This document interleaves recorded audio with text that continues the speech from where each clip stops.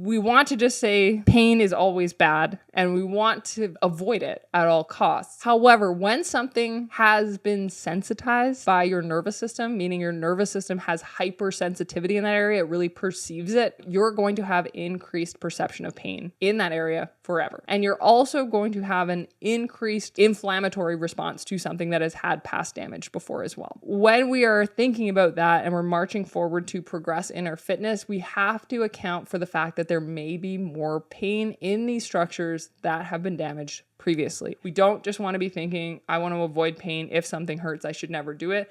We want to find a modified version that gives you the appropriate dose so we get strength adaptation, but it doesn't elicit an excessive response regarding pain. The most important part is keeping everything really consistent in terms of your training volume so that you know, even if you are experiencing some pain or sensitivity, that you are working still well within what your body can manage in terms of tolerance for load.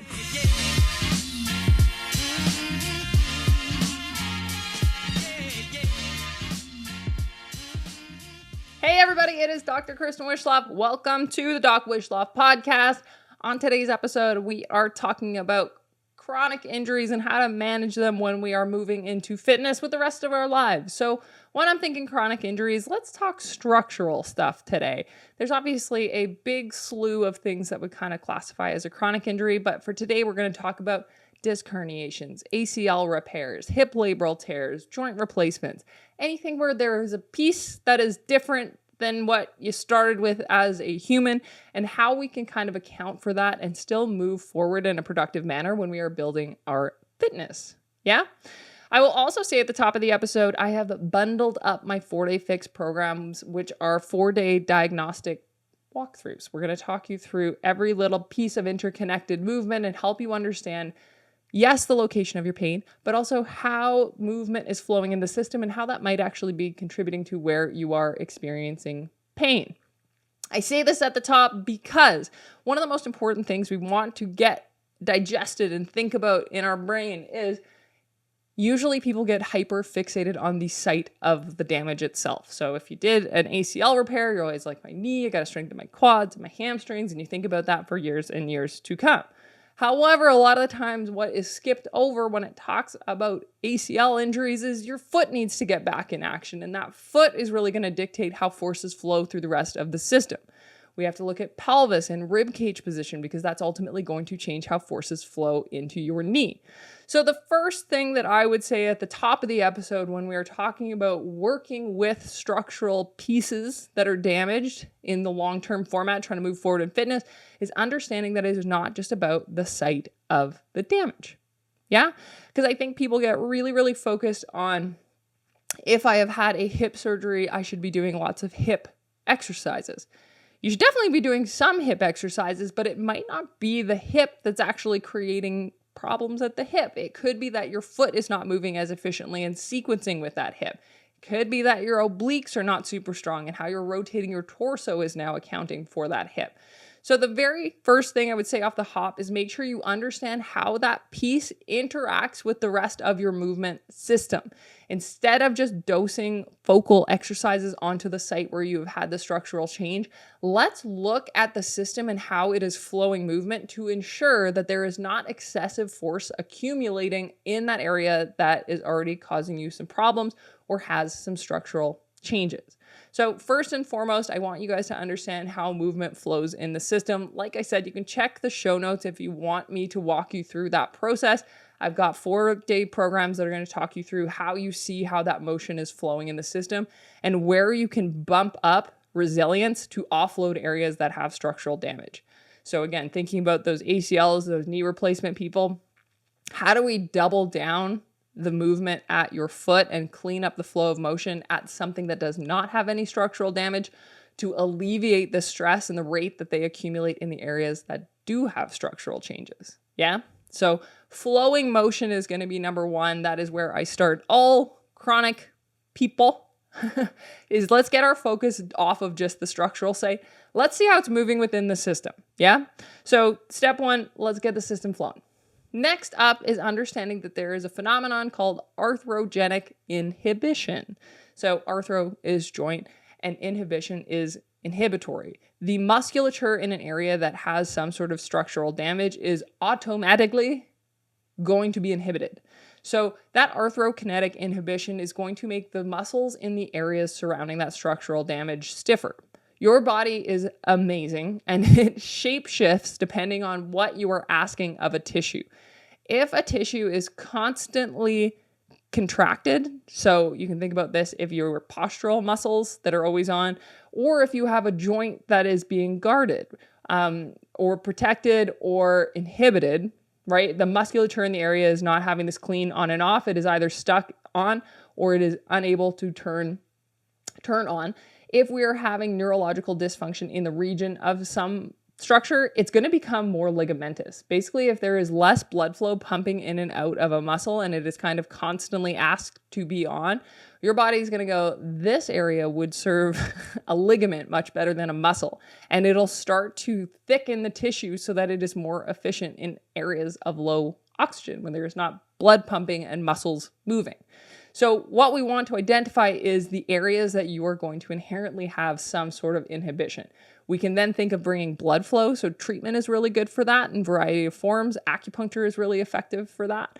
But we can also think of doing isometric styles of exercises in these areas on a regular basis for the structural damaged regions. It's not necessarily just about doing strength exercises. It's about doing exercises that target to make the muscles that want to turn off, turn on. This is why it's often really effective to do something with, whether it's like a stim machine or acupuncture needles with some sort of electrical stimulation, because we kind of jumpstart the area. Other strategies would be like an NKT or like a muscle testing, muscle activation style strategy, but we really want to make sure that it is targeted at the muscles that are not working very effectively. So it's not, again, just about doing glute strength exercises, because there is a good chance that if your glute min, the deepest layer at that hip that is having structural problems, it's not going to be firing super effectively. So your body's going to automatically preference something else. So we want to choose exercises that are specifically targeting those muscles that are going to be underutilized by default. Yeah. And that honestly should be done daily. Something to get those muscles to turn on daily, especially after long periods of sitting, especially if we're talking like lower back, hip, knee. Anything where we've been in a prolonged static position, we want to just ramp up and remind those muscles that they're part of the team. You are going to have to do that for the rest of time, but keep it in the back of your mind, because if you stop doing it, your body's just going to flow that motion to something else, which works until you run out of areas to compensate. Yeah. So we so far have discussed watching how we can improve the flow of motion in other areas when we are doing and choosing strength exercises, making sure that not only are we focused on the site of pain, we are focused on how motion is controlled as it goes to the site of pain.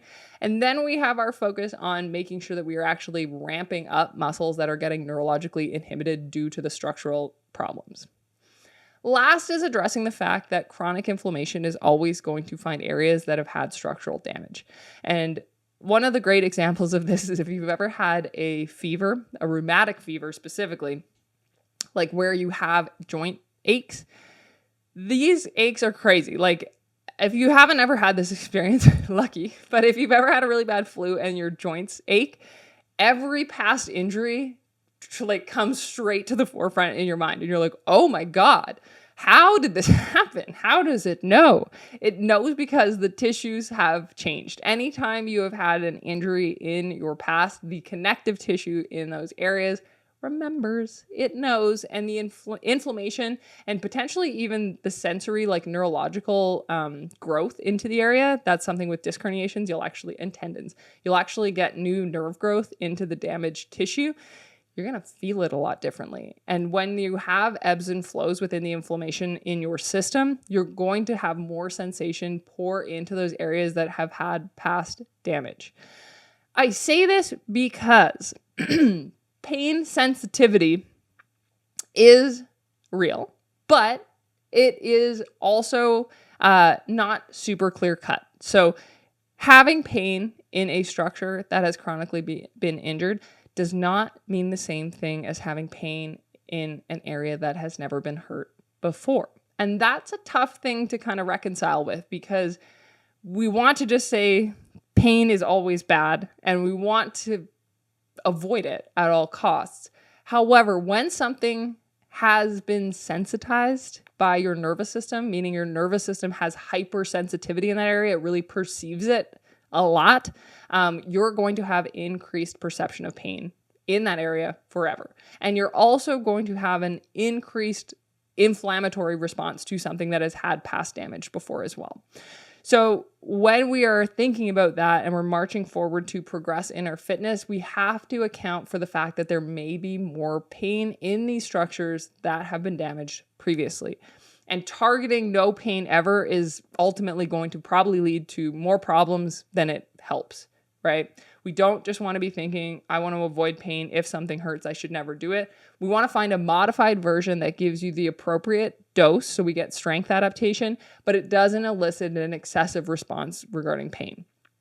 But there could be some pain just because your brain is going to be really good at perceiving sensation in those structures, a little too good. The most important part is keeping everything really consistent in terms of your training volume so that you know, even if you are experiencing some pain or sensitivity, that you are working still well within what your body can manage in terms of tolerance for load. Just a little quickie today. I wanted to talk to you guys a little bit about navigating those chronic injuries. Again, I do have those 4-day fix mini programs packaged for you guys right now. I'll put the link in my show notes.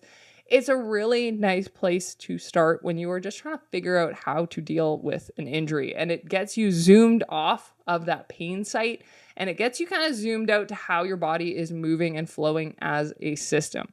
Yes, we can have broken parts and pieces, but those broken parts and pieces do not exist in isolation. They exist within a system, and we can modulate how force flows through your body to get better healing and fitness responses if we know what we are targeting. Amazing. That is all for me today. I hope you guys have an excellent rest of your day, and I'll look forward to chatting with you next week.